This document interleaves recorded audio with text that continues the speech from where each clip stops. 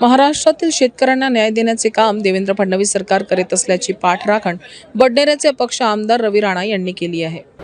असं आहे, महाराष्ट्रामध्ये पहिले मुख्यमंत्री आहे देवेंद्र फडणवीस यांनी 32,000 कोटीचा पॅकेज या ठिकाणी महाराष्ट्राला दिला आहे। निसर्गाने साथ दिली नाही, निसर्गाने साथ दिल्यामुळं शेतकऱ्याची पूर्ण जमीन उद्ध्वस्त झाली, पीक उद्ध्वस्त झाले।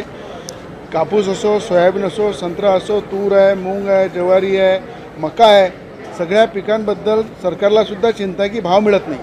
म्हणून सरकारला मी स्वतः केलेली आहे की पेरणीपासून तर कापणीपर्यंत जो खर्च शेतकऱ्याला येतो त्याचा 1.5 हमी भाव हा शेतकऱ्यांना मिळाला पाहिजे। आणि ज्या ठिकाणी जेवढे FMC आहे त्या FMCमध्ये खऱ्या अर्थानं काही व्यापारी त्या ठिकाणी येऊन आपला कब्जा करतात, त्या व्यापाऱ्यांना बाहेर काढलं पाहिजे आणि शेतकऱ्याचा माल FMCमध्ये ठेवला पाहिजे आणि पेरणीपासून तर कापणीपर्यंत 1.5 हमी भाव हा शेतकऱ्याला मिळाला पाहिजे।